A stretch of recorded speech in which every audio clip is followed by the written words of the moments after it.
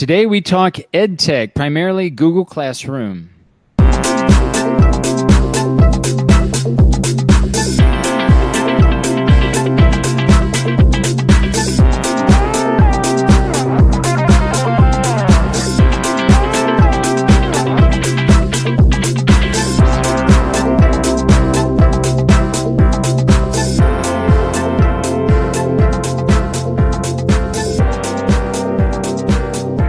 Hello and welcome to Teacher Learning Cast, episode number 20, this day, September 1st, 2018. My name is Benjamin Stewart, calling from beautiful Aguascalientes, Mexico. My name is Piry Herrera, and we are good to go today, September the 1st, and we're going to be having an interesting talk here from Aguascalientes, Mexico. Dr. Benjamin Stewart, it's always a pleasure to have this casual conversations, which sometimes become really professional, and we get deep into philosophy and thoughts, and sometimes it's just what comes out of our minds, and we enjoy having these talks. Welcome everybody that is following this broadcast and that watches also on the on-demand video later on. Absolutely, Pity. I can't believe this is our 20th episode. Time flies when you're having fun, as they say. We really enjoy these conversations. Again, as Pity was saying, these are very casual conversations. Every week we come together and we share some of our experiences, things that we want to talk about. Both Pity and I we teach in a BA program in teacher education, and oftentimes we find ourselves sharing information and experiences face to face, since our offices are next to each other. So we have a lot of time to share ideas face to face. And we decided at the beginning of this year to offer this broadcast to extend the conversation to those who want to participate. So we have a Facebook page. If you search Teacher Learning Cast in Facebook, you'll find our public page that you can find all of the past recordings of our broadcast there, and you can be part of the conversation. So a lot of everything that we broadcast, that we have a series of recordings that are available to anyone. And we want to encourage anyone who wants to really participate in our live discussion that you may do that as well. We've had some great interviews in the past, and certainly look forward to having more of those here in the future. In fact, we want to try something different that we've never tried before, and we'll see how this goes. But to encourage others to perhaps come into our live broadcast and be part of the conversation, we want to try to share the link to the Hangout. We're using Hangouts on Air here, which is part of Google. And I've shared, in fact, PD, the link. Maybe you can share that in the broadcast and Facebook, and invite anyone who wants to actually join us today to do so. We're going to have a very casual conversation today about educational technology. Petey and I want to spend a little bit of time today talking about some technologies that we're using this semester currently in our courses. But more importantly, we'd like to hear from you. We'd like to know what kind of technologies you're using this semester, why you're using them, and how you're using them, and perhaps maybe even challenges that you're facing with using technology. Or if you just want to talk about why you don't want to use technology, that's all good as well. So, Biddy, if you don't mind, if you can post that link, and we would be happy to bring in some other voices in this conversation. Or if you just want to attend and listen and watch and be part of the recording, that's all fine as well. Yes, I couldn't have said it better, because that's what it all started when we started to have these frequent conversations. We had been working for a while together. Sometimes we had some things to do together, isolated situations and different strands to work at here at the university. Me personally working on the teaching practicum for students. Teachers, pre-service teachers, which are at the beginning of their formation and sometimes at the end. And that's pretty much what I work with, or in the area of English for specific purposes introduction. Dr. Benjamin Stewart going through the linguistic strand and specializing on the idea of writing composition and all these technical aspects with the APA format and essays, production, and formal papers. So going through different paths, we ran into each other casually in. It all started as always with one single conversation, and it became a series of conversations from which we started to enhance our reflection and enhance our ideas, and as a consequence our teaching. And that's how this idea came up. Teacher Learning Cast, it's an extended version, as you well said it, Benjamin, an extended version of those talks, just to share with others, and primarily hoping that somebody along the line in some moment join us and ask us and share with us whatever you are doing right now, whatever you intend to do, whatever topic you want to discuss. If you go to prior programs, you will see different topics, which sometimes we cover very superficially, but we can go back again and retake some topics. We invite you mainly to participate, make comments, ask questions, give us your opinion, because whatever we said in here is merely that, our opinion and our experience, just to see how we ourselves, Benjamin and I, can also enhance what we are doing from your comments.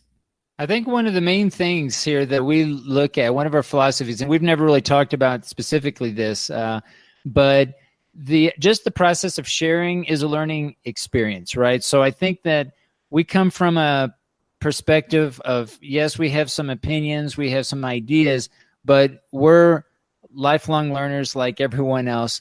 And I think I can speak for Piry when I say that just the process of coming together every week, like we do on Saturday mornings, to share some of our ideas, we really learn a lot from these discussions. We learn a lot from what other people have to say, what each other has to say. And again, we've had the pleasure of having some great interviews in the past, which have been really great learning experiences as well. So we come from a place of openness, transparency, and hopefully if others feel that they have something to share, that you feel free to voice your opinion. If you disagree with us, if you don't even like something that we're doing in this broadcast, it's all good. All feedback that we receive is constructive, and we appreciate that. So let's go ahead and I want to get started in talking about some of the technology. I just want to throw out one more event that that's coming up here. We teach at the Universidad Autónoma de Aguascalientes, and we are having a conference in September, actually this month, next in about 2 weeks, September 10th and 11th. Yeah. We're going to have a conference. So hopefully we'll have an opportunity to interview some folks there, and some educators and some students who are participating in this event. But if you are here locally in Aguascalientes, we invite you to come and check it out, come and visit, and learn with all of us here at the conference at the Universidad Autónoma de Aguascalientes. Yes, indeed. I'm having also a talk there. I'm going to be discussing about reflection for long life learning, and it'll be interesting. It's going to be September the 10th and the 11th. You can join us. We're going to have different guests, and we're going to have invited people. We're going to have the students participating. We're going to have our own talks. We're going to try to do some live transmissions, and we hope you can somehow be part of this event. Finally, for this segment, I'd like to invite you all to follow us in our social network. It's easy. You just Google Teacher Learning Cast Benjamin Stewart or Teacher Learning Cast Piry Herrera, and you will find all our links for social networks, for Facebook, for our web pages, and for the YouTube channel also, which is Benjamin's channel, and everything we had for you there. So today, the idea for today is mainly to discuss a little bit about what we're planning, well, not planning, actually already doing in this semester about technology in the classroom. I know, Benjamin, you every semester, you spend a serious amount of time deciding, selecting, adapting, transforming whatever you got, or looking for new ways to do it. I'm a little bit more statical in that sense. I tend to stand in my comfort zone in that sense. But I always, whether I decide to stay with one single technology or keep up the same track, it doesn't mean I don't go through the thought. And especially since I've been talking to you about this during this beginning of the semester, it really moved my mind to start deciding, making a decision what to do, whether to migrate for this semester, what options do I have available. And at the end, well, in my case, I decided to stay with the same, but I know you got very interesting things to share. I think we made comments about it last transmission or a couple of transmissions ago. But tell us, Ben, what you gonna do? Fire away. Well, yeah, it's interesting. Every semester, I kind of reevaluate what works, what doesn't, and I'm constantly trying to tweak the technologies, trying to find the best combination of technologies in order to hopefully have a better learning experience for my students, or to create a better learning experience for my learners.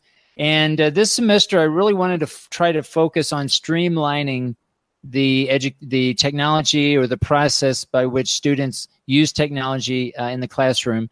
And this semester, really for the first time, I've always used Google in the past, but I really wanted to dive in this semester with Google, some of the services that Google offers, and primarily because there is a Google Classroom. There have been recent changes to Google Classroom that I really wanted to try and see how it would work in my context. And one of the things that was appealing to Google Classroom for me, and Google in general, was the simplicity of it. And one of the assumptions that I made at the beginning of the year, and we talked last week, one of our broadcasts last week was about how to start the new year. And I talked a little bit about some of the technologies I use, but trying to get to know the students and get started with how to reach out to students that first day and really try to connect with them.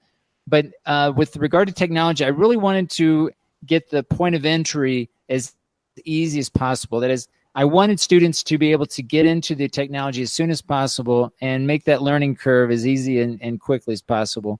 And so with Google, the assumption I had was that most students already have a Google account. Okay, and that was really the case. That turned out to be the case this semester. This semester, I'm currently teaching. I have 3 groups, and one group is a third semester composition course, and the other course is a propedeutic course where students are focusing on writing. It's a writing 1 course, and students in the writing 1 course are at about a A2, maybe a low B1 level. Students in the composition class, the third semester, are typically at a B1, B2 level. And so both courses have a lot of things in common, and that is writing, primarily academic writing. And so that's kind of the context with which I'll speak about some of the technologies that I'm going to share with you today. It's a writing course, and it's really to promote their writing skills, writing and thinking skills. So I'm going to go ahead and share my screen here and get started. And when I begin, really, I'm going to talk a lot about writing 1 primarily, but I wanted to share with you this map, or this scheme of work. Yes. Just before you start with the specifics about this, I want to stress something you mentioned, which I think it's really, really relevant. Students already know the tech in that sense. You chose at the end something that resulted in the idea that students already got an account. I'm guessing that Google is one of the most known platforms here in Mexico, and I think that's a big advantage when they already know the tech, because of many reasons. It builds up very quickly, just not to get into details, but very quickly. It first of all, it gives them a lot of confidence because they already know the tech. They may be even more than experts, more than ourselves. And on the other side, this starts to give them a sense that we start building things from things they already handle and domain. So confidence raises a lot. I think it's one of the most important things to consider when making a decision on tech. Yeah, and yeah, I couldn't agree more. That's one of the things that you want to think about and really evaluate. And it's not so much just what the students are used to, but also the resources that are currently available to you at the institution or school that you work, obviously. So we're really lucky enough in our context to have broadband for the most part, and we have screens in our classrooms. So we feel fortunate. We have some advantages of, when we make decisions about technology, we already have an infrastructure set in for us where the classroom is already equipped with technology. Students have access. And of course, this is going to be a variable for each one of us as teachers to when we're deciding what kind of technology will work, what's currently available, and what access to students have to technology. So yeah, that's another thing I want to kind of throw out there.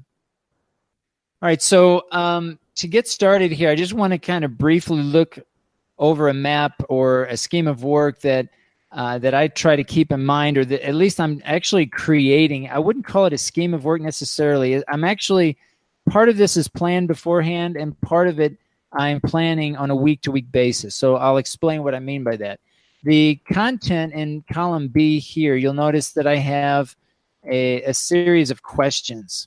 So for my Writing 1 course, and again, this is for learners at about an A2 level, so they're just primarily starting to think about writing for the first time in English and in their L2, they're in their additional language.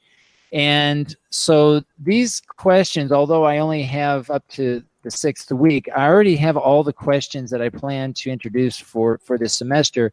I've already figured out which questions I'm going to ask each week. So that's already pre-planned.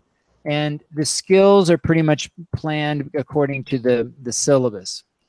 But what I am kind of coming up with on the fly are the interactional patterns. And what I'm trying to do is introduce different interactional patterns that students can participate in. So for example, in the 2nd week of class, it was primarily individual work.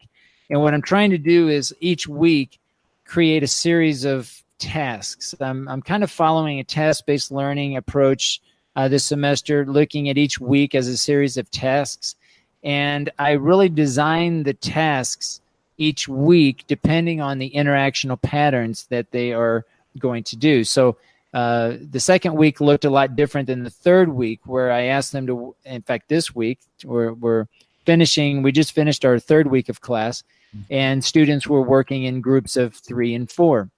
So that really changed the dynamic and the different tasks that I asked them to do. So the idea here is to try to mix as many different interactional patterns throughout the semester as possible, according to the skills that they're focusing on that particular week, as well as the essential question that they are looking at. That is the content. What's the topic that they are to write about in this case? I'm also indicating each week which person, first person, second person, or third person, I'm asking students to write, so that they get a chance to exercise different types of persons as far as how they're writing. So next week we're going to focus on a narrative, so they're going to write in the first person. So far they've been writing descriptive text, but the point here is that there's a lot of planning going on here as far as interactional patterns, rhetorical patterns in this case, since it's a writing course, skills, of course, what kind of skill development and punctuation, capitalization, grammar, vocabulary, and the actual content. But I'm breaking it down per week, and these are decisions that I'm making as I'm making decisions about the technology that I use. So, of course, I'm using, in this case, Google Sheets to create this map. But more importantly, the idea is that they're the normal planning one would do when you're using technology. I think it even becomes more important because you really need to make sure that the technology you use best sets out to achieve all of these objectives that I've listed here as an example. And of course, it may look slightly different based on the type of course that you're teaching, But the point here is that the technology should set out to reach those different goals and objectives that you have set for yourself and for the students for your course. Sorry, So I may have missed a little bit if you already mentioned that. Is this available for students? It's not at this time. I honestly, I just started thinking about this particular map, adding the interactional patterns and the rhetoric, the writing rhetoric and the person this week. So I haven't really decided yet if I'm going to share this with them. At this point, I don't feel necessarily a need to do that because they already have access. And let me show you what I mean by this. They already have access to the content questions. All right. So let me just jump over to the Google Classroom. So let me back up and show you the main page. This is what Google Classroom looks like from the main page. So as the teacher, you're going to have different classes that you can set up. And in this case, I have 3 classes, and one of them actually being Teacher Learning Cast. I'll talk a little bit about that maybe at the end of the broadcast.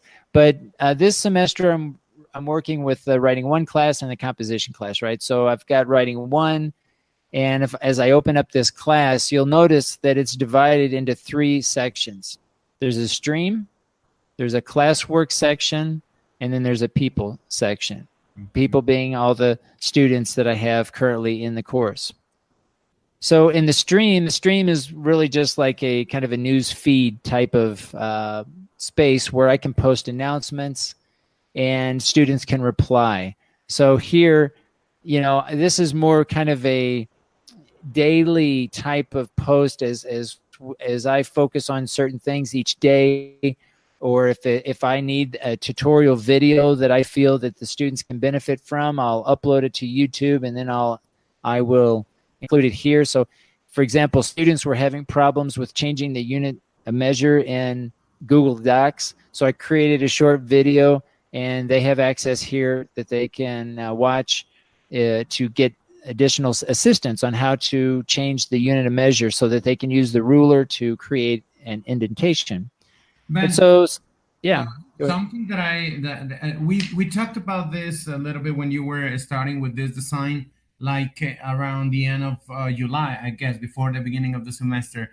And when I explore it and I started to look at it, the first thing I saw is that it's kind of simple, which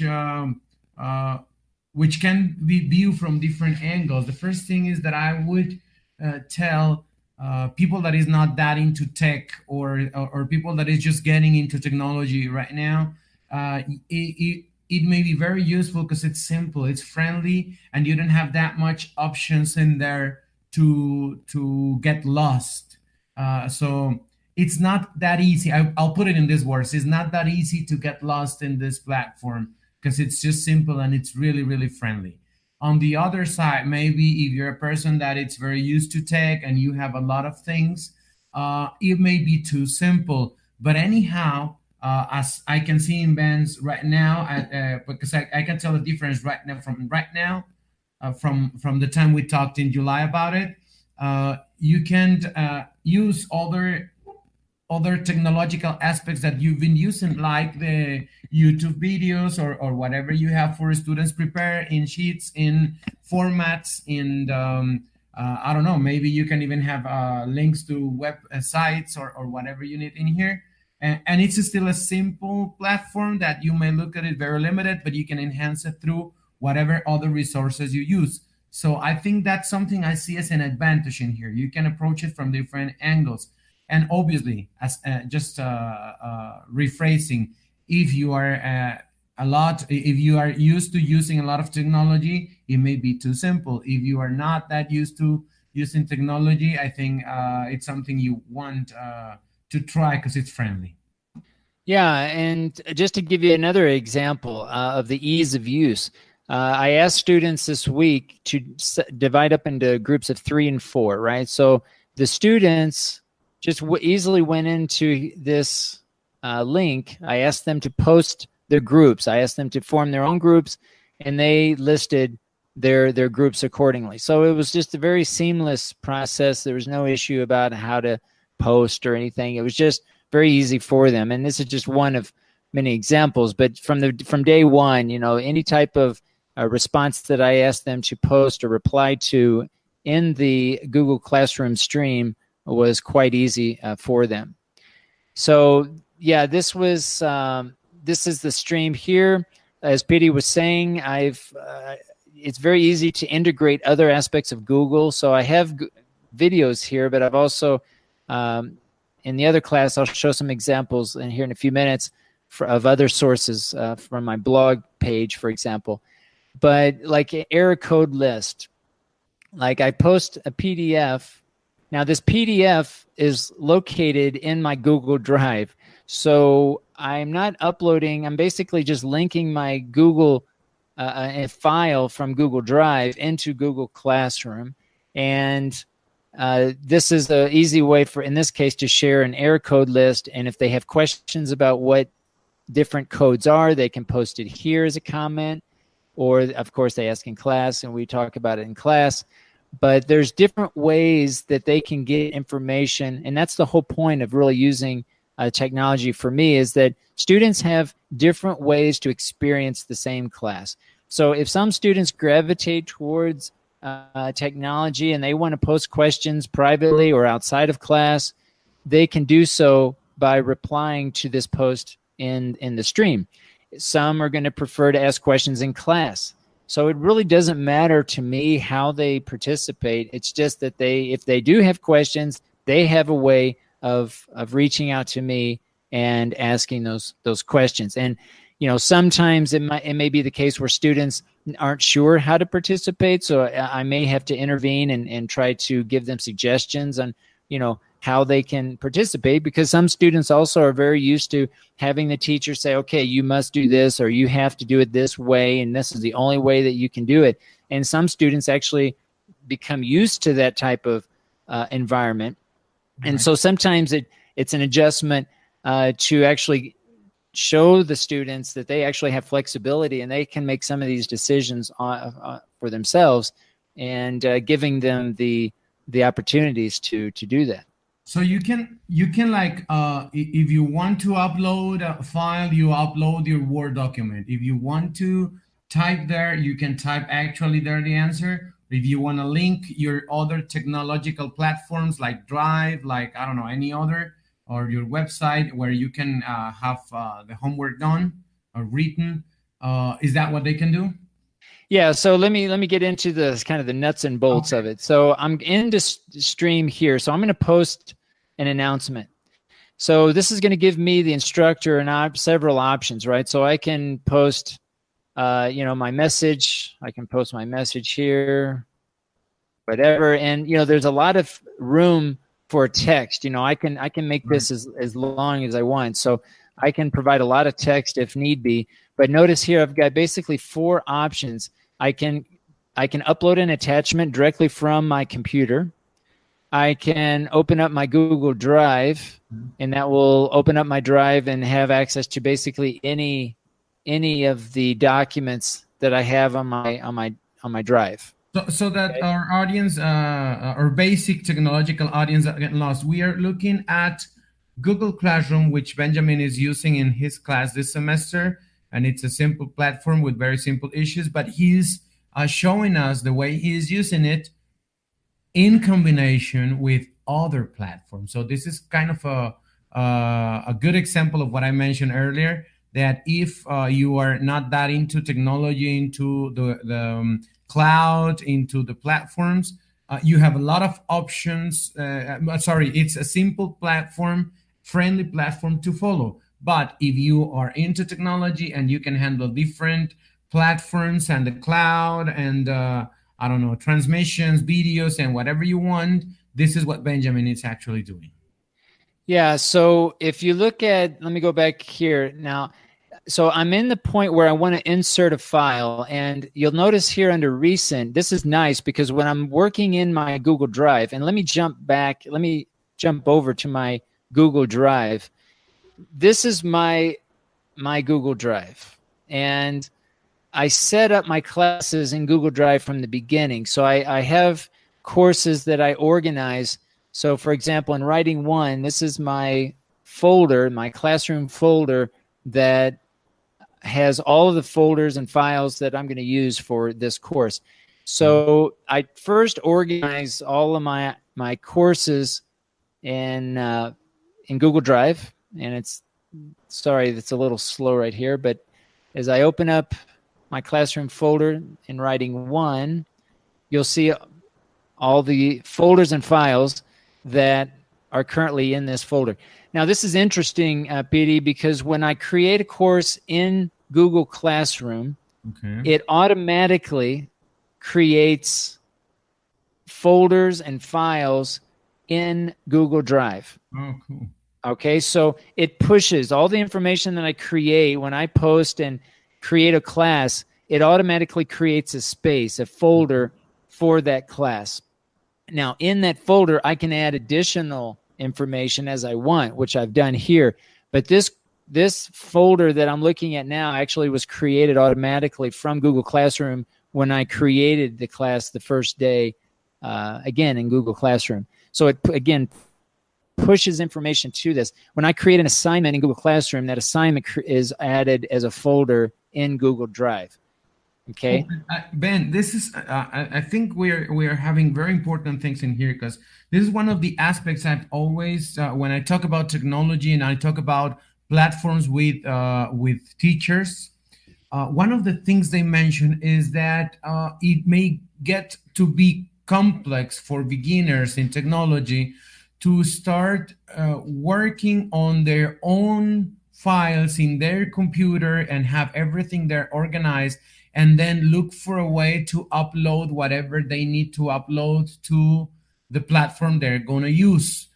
That's why I'm guessing, and this is just my hunch, that's why maybe platforms like the social networks like Facebook are very famous, because you don't have to make an organization. You just upload whatever you need at the moment. Now, what you're showing us right now, it may be something important for new teachers that have not migrated to using the cloud. The cloud is a repository. It's your files, but in the internet, in your private zone where nobody else can have access. So what you're telling me is that if you start working in Google Classroom, it automatically organizes your file in a cloud, which is called Google Drive. I mean, it's the organization of your files in your own space in the cloud, which I think is very helpful when we don't actually know, or we have complexity in organizing, reorganizing, and then I have to go to the platform of the class and reorganize everything there again, which is one of my complaints for some of the platforms that are used in education, that you cannot do this. You have to re-upload and you have to reorganize here and there and everywhere, and that's what makes it complex. I think what you are showing us, it's a very good way to start deciding migrating from whatever I do in my files to the cloud, and at the same time have a class. Yeah, and the nice thing here is, like, if I'm ever working first in some sort of document in my Google Drive, it will remember and keep as recent folders. It will appear here. So a lot of times if something's current or I've been working on it fairly recently, it's easy to find those files when I'm trying to insert them into my drive. But if I want to just go to my normal drive and search every file and folder in my drive, I can certainly do that. But it's fairly easy here, I think, to insert something from your Google Drive. And again, the idea here is when you create, even before you create a Google Classroom, you're going to need an account with Google, right? But if you have an account with Google, you have a Google Drive. And Google Drive is going to give you, I think, 15 megs of gigabytes, I guess, of megs, 15 gigabytes of space free. And really the only condition, if you want to call it a drawback or limitation that one would have, is on a free account, you're going to be limited to those 15 gigabytes of space. Now, having said that, if you're only using Google Docs, for example, or documents that are part of Google, so Google Docs, Google Sheets, and Google Slides, those types of documents are not used towards your quota. They're not used towards the minimum amount of space in your account.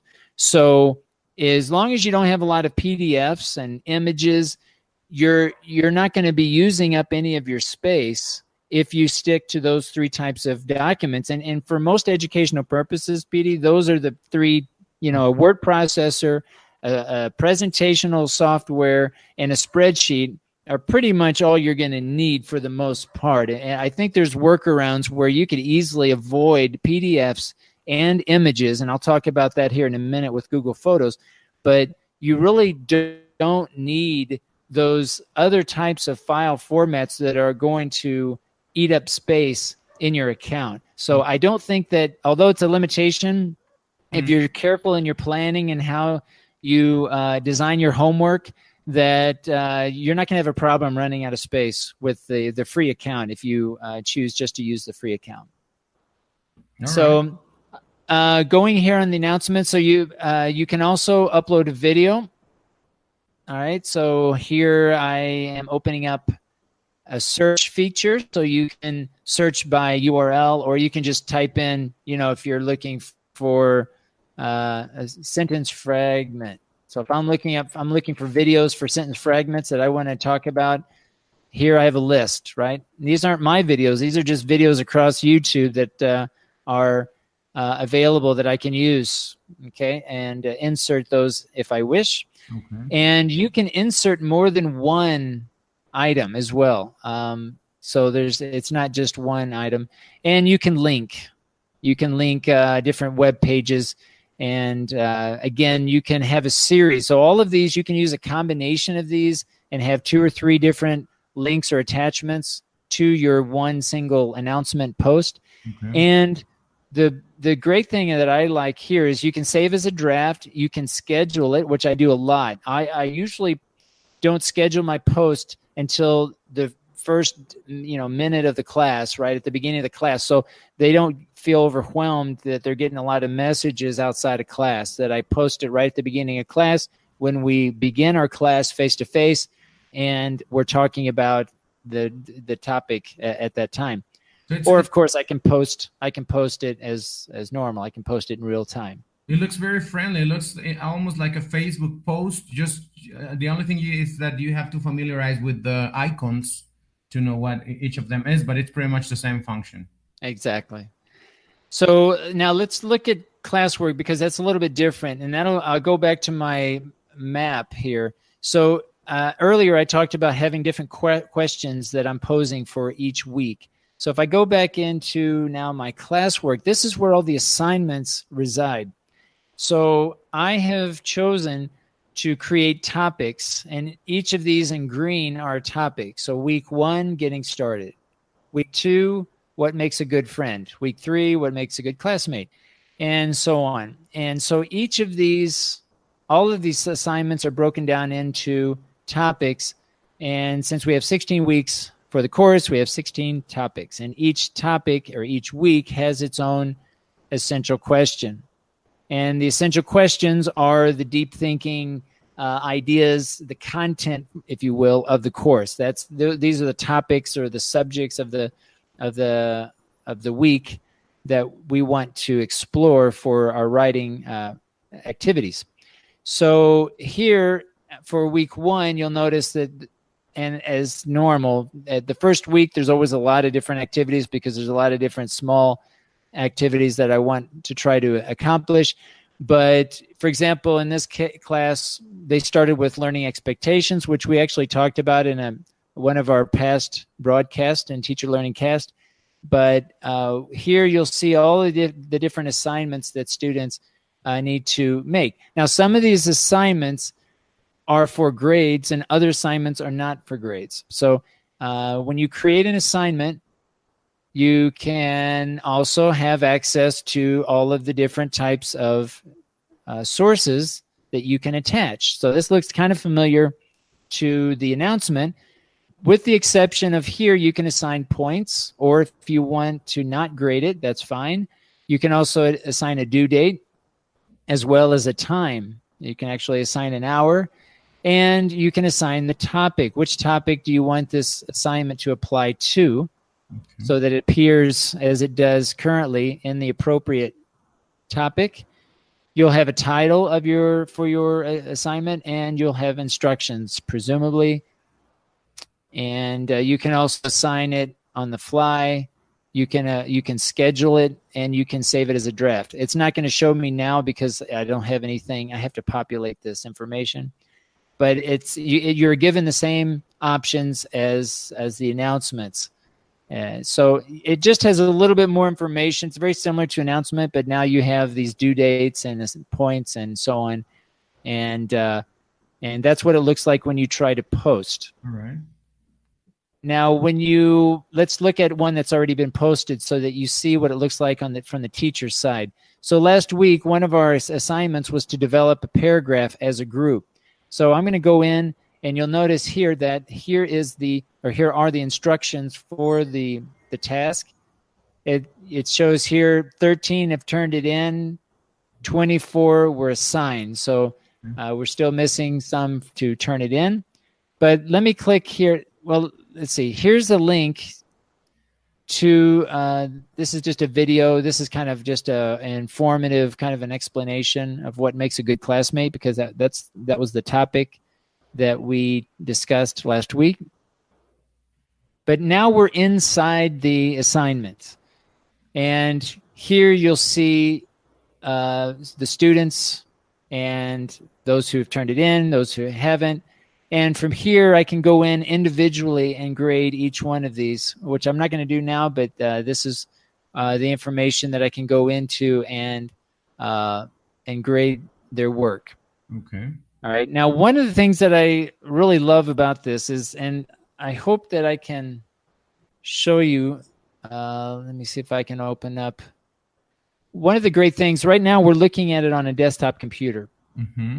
But one of the great things about this app is the ease of which you can use and grade assignments on your cell phone.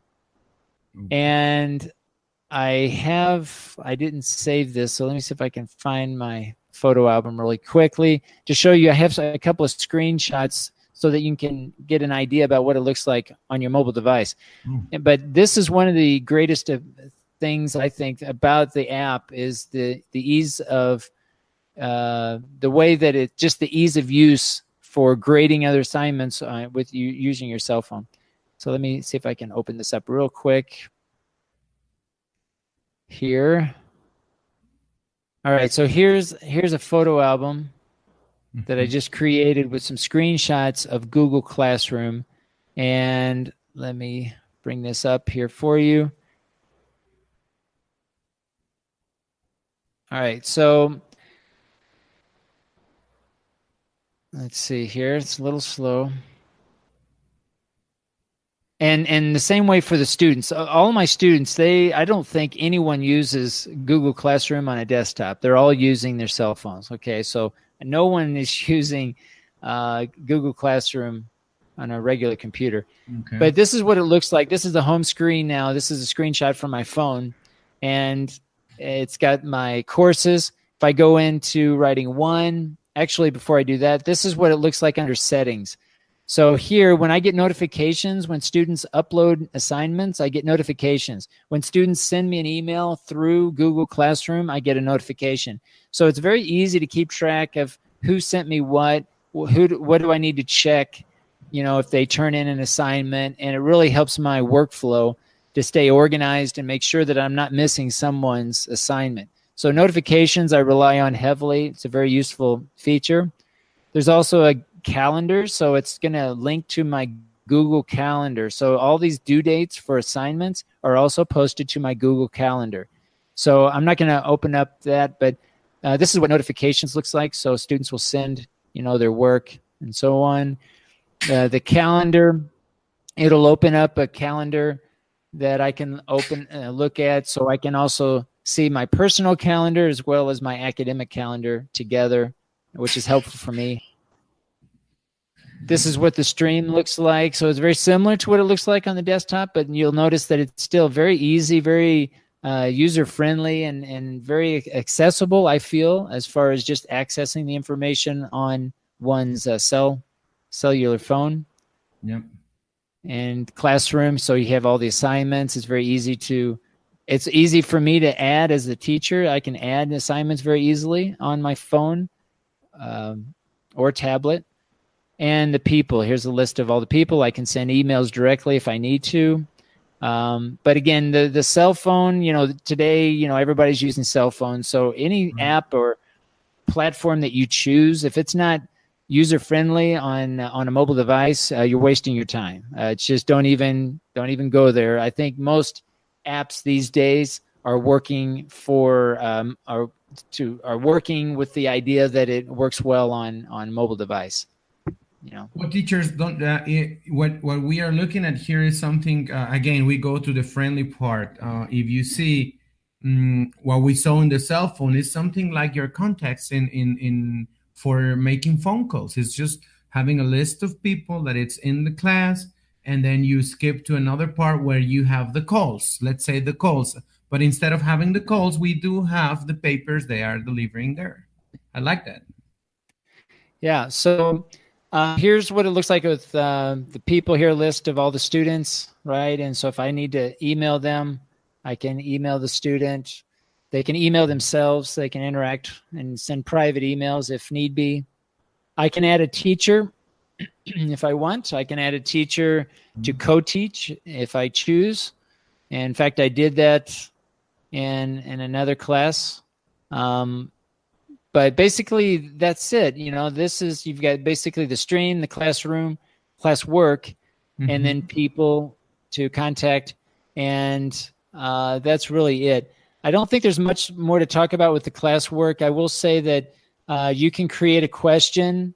You can reuse posts, which I really use. I have my students complete a learning journal every week. So I don't have to create a whole nother assignment every week because it's basically the same assignment. So I just reuse a post and it will automatically copy or create another post, and I can just modify it for that current week. Okay. And also I can create a topic, of course.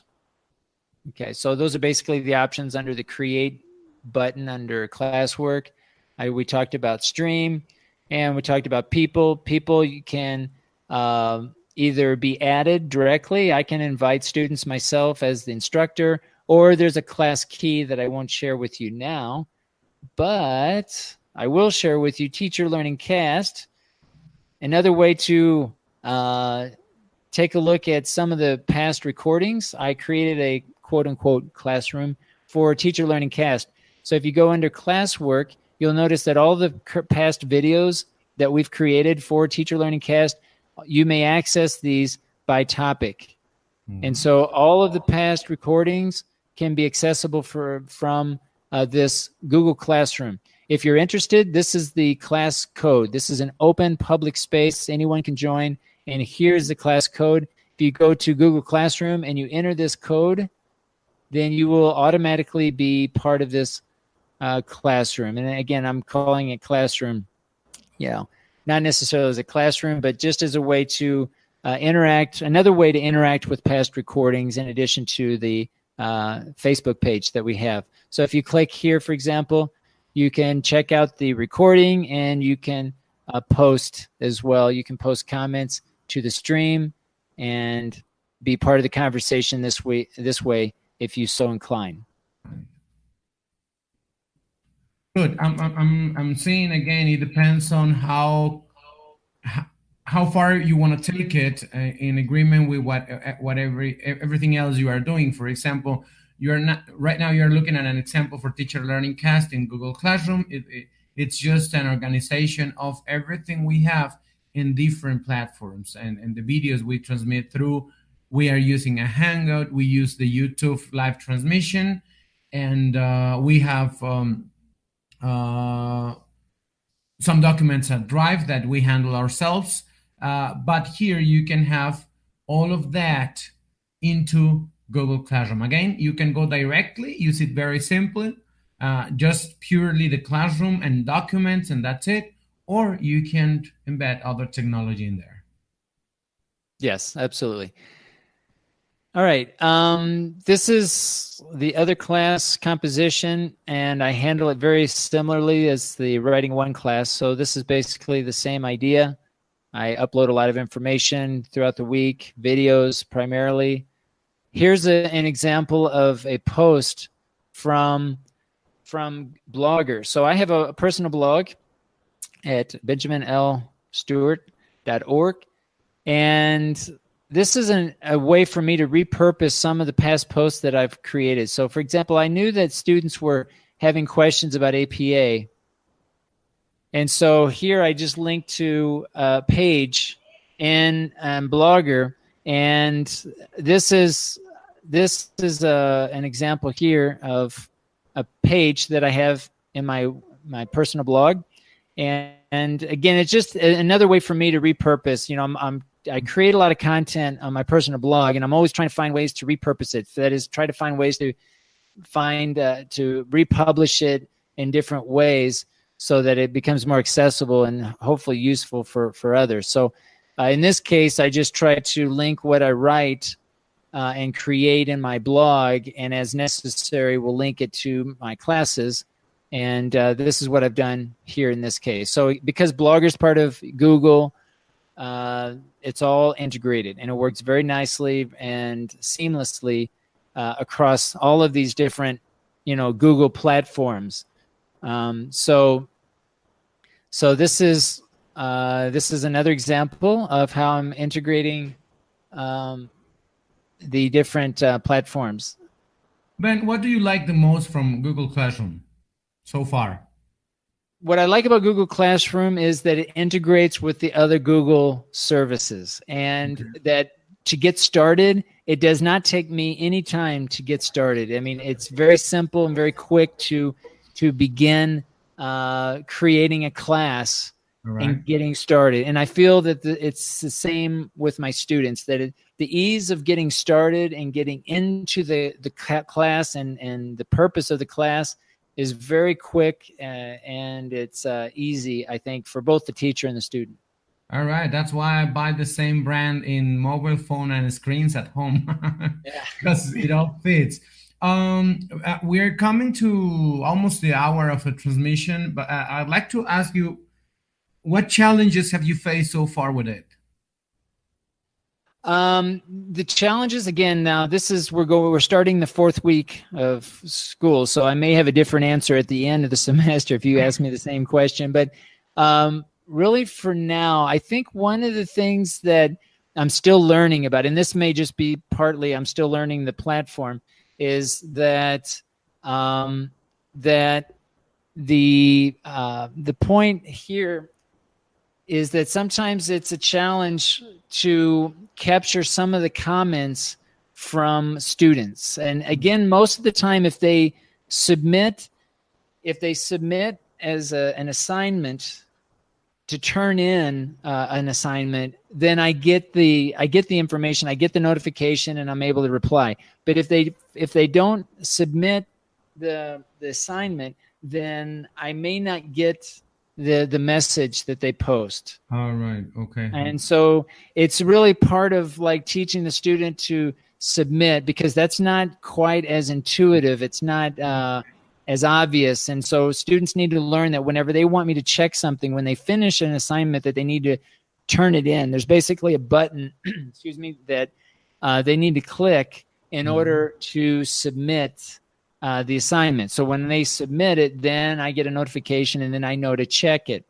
And so that's probably the biggest challenge, is kind of teaching and working with students so that they know when they're finished and they want me to look at an assignment, that they have to click it so that it's officially turned in, and then I get the notification. Now, is there a way, well, maybe this is going to also lead me to my other question. Is there a way you can put a level there, a tag or something, so they don't forget to click there? Not that I know of. I think I'm just trying to remind them and, trying to teach them how to kind of, do that, to take that action. That leads me to the other question. A lot of people that are already a little bit into technology, they like to personalize their own sites, whatever site it is. So how flexible is Google Classroom for personalization in the look mainly? Yeah, primarily you're able to, let's open up here again. I can change the image, so, and I can change the picture. So I can select a theme here. Kind of a Windows theme? Yeah, so can you see my screen? Here's the gallery. Okay. And so you have different images from this Right. gallery, and then you have patterns if you want to choose a pattern as well. So this would be the theme, and then you can also upload a photo if you wish. And this again will just provide some visual appeal along the top. So everything else underneath is pretty much fixed. Okay, so you can't change much of this, but you can check or select the color scheme, like it's green, and this will change depending on the picture that you use. And there's some automatic adjustments when you select the theme as far as what it looks like. Basic things, right? And change. But it's pretty basic. Yeah, I mean, it's it gives you a little bit of freedom on what it looks like, and I like to do it just so that I have enough difference between the two classes that it's very clear, which class I'm in at a particular time. Because sometimes I made a mistake of posting to the wrong class on my phone. So do choose different colors so that at least at a glance you can always know which class that you're in. All right. Synchronic communication with the students, is there a way to do so in here? To sync the, sorry? Like to have simultaneous conversations?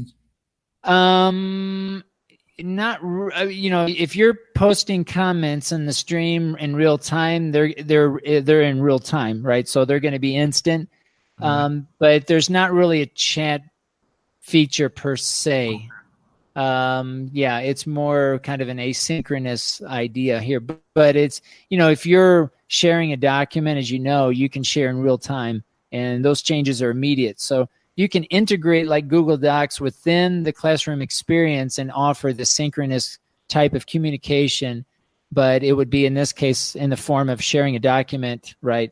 And there's one last thing I want to just throw out there really quick. I know we're closing in on an hour here. Go ahead. One of the things that I think also that this is the first time I've tried this, and I've always tried what I often do is I'll write things on the board every day and I'll take pictures of it. And I was always trying to find the best way to share those pictures of board work with the students. And this semester I've finally figured it out, and it's been available for forever, but I finally figured it out. I use Google Photos on my phone, which allows anyone with an account with Google to basically share all the pictures that you take on your phone automatically to Google Photos in the cloud. And there's unlimited space, right? So there's no limit to the number of photos that you can share. And so I take pictures every single day of what I write on the board. And I have a shared classroom photo album for each of my classes. So for example, this is my photo album for one of my groups in writing 1, Prope A. And you'll notice here that I have pictures of board work, all the videos that I create. If I do a tutorial, video tutorial, I'll include that. Here you'll see a list of pictures of my students. So I always like to take a classroom picture at the beginning of the semester. All of the board work and the videos that I created for the class, and there are a lot. I mean, we just started 3 weeks ago, and I've got a lot of pictures here already. For the teachers watching, this is a different app. This is not Google Classroom. It's another example of how to embed a different platform. Well, it's from the same brand, Google, but we can embed it into Google Classroom. Now, this is a different app. Okay. Yeah, go on. Right, exactly. But it integrates very nicely. So students can access, you'll see here the students that have access to all of the images. But this is just an easy way for them to check out board work, things that we've talked about in the past. And, also just to give them some pictures of themselves, that always is helpful. They like to, I think, have pictures Can you organize folders and things in here? I don't. I keep this pretty. It's by date. Okay, so I just keep it by date But and leave it. can you And do it if you wanted to? I don't know. That's a good question. Because it's something I would need. I mean, something I've been looking for my website. In fact, to migrate all the photos from the website to a platform where I have a wide space for photos, and I just add links to my website in that case. Yeah, because this is a photo album. Okay. My understanding is it's just one album, right? And if you want to publish the album, you have different options. You Okay. can download the images, of course. You can do a slideshow. You can Okay, edit so the album. maybe you don't organize inside, or we don't really know, but at least you have the option to create different albums. Yeah, and the thing here is that this gets kind of confusing. This would be one of the challenges with Google, is like really knowing where things are. But these images are not in my Google Drive; they're in my Google Photos. Okay. Now, if I wanted to move those to my Google Drive, then I could create folders, as you're mentioning, but it would count towards my minimum quota or my limitation of free space. So that's where you kind of have to decide, okay, what's most important? Do I need all those images? Because these are going to be a lot of images when I end up completing this class. I'm going to have a lot of images that would take up a lot of space on my Google Drive if I were to include those in my folders there. So this is one of the benefits that I like, is that this is just going to stay out of my Google Photos, and it's not going to take up space. And I share these pictures immediately. It's like within seconds, I'll take the picture and I share it with the photo album in just 2 seconds, and they have access to it on their mobile device in real time. I do this before I walk out of the door every day at the end of the class. And so I know this is something you have done before. I've seen you regularly with pictures from your board, and myself, I've shared pictures from your board sometimes when you have talks for us as guests in my classes. But this leads me to pretty much a final question I have for you, which I don't want to skip, and it may take you a minute because sometimes it's something unconscious. It may take you a minute to think about it, but have you noticed anything that the use of this technology, we're talking about Google Classroom and all the other technologies you use, but now organizing them into Google Classroom, have you noticed any change in your, let's call them teaching trends, what you normally do or you tend to use in classes as your teaching style? Have you noticed anything new or anything transform from your teaching trends? It's a good question, Piry, and I'm talking now from 3 weeks of experience, right, with this experience. It's a good question because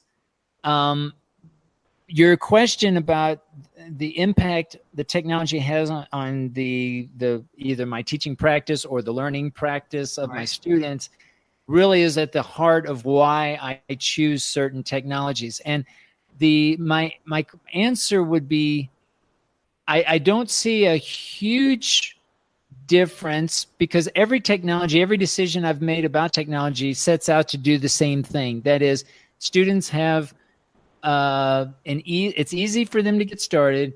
They have different ways to experience the same classroom objectives or the class experience, that they have choices.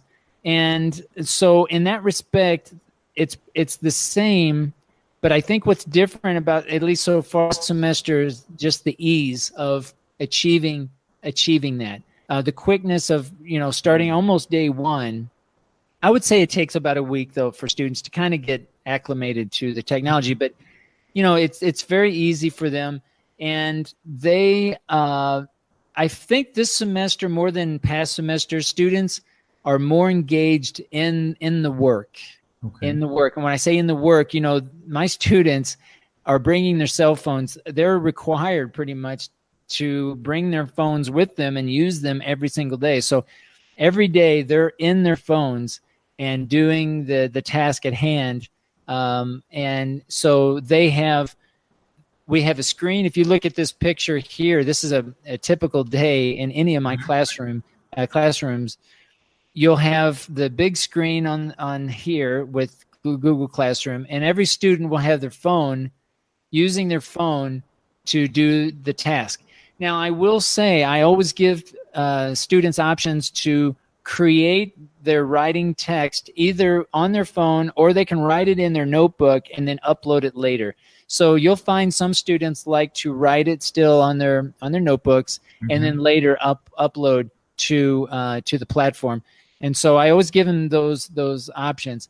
But I find that every semester, more and more students are bringing either a laptop, kind of a bigger device, because again, this is a writing class, and more students every semester are using their phones to actually input and work in real time in class, face to face, create the text or do the task with their mobile device.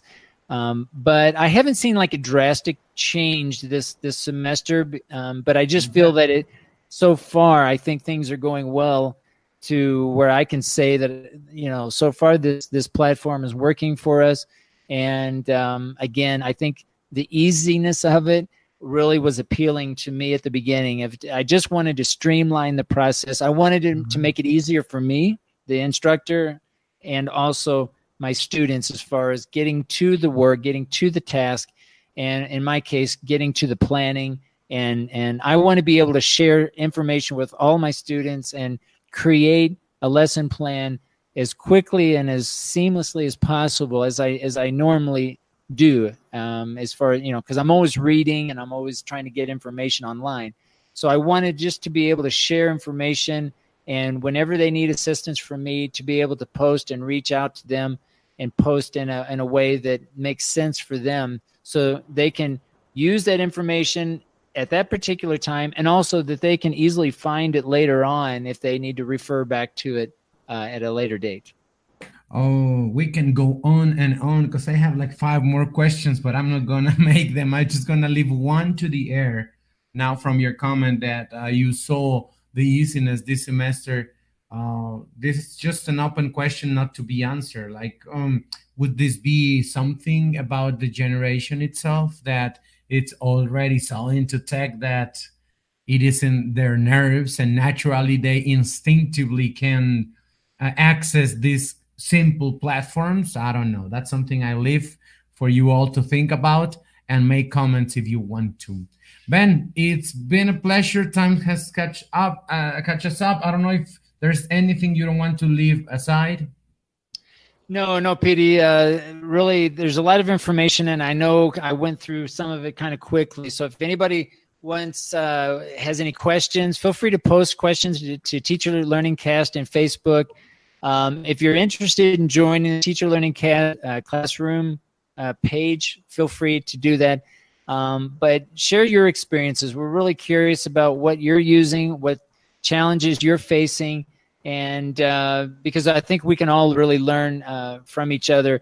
The technology that I'm using is very much related to the context with which I'm in, and so I think whenever we start sharing, it's not a matter of finding out which is best, quote unquote best. It's more like which works best for us based on our own teaching preference, and also our profile for our students, and also the course, the objectives. What are the objectives of the course? Really taking those 3 pieces into consideration when we're making decisions about what the best technology is. So let us know what technologies you're using, share your experiences, and if ever later on you want to be part of the broadcast and share and discuss your own experiences with educational technology, that we would love to have you on.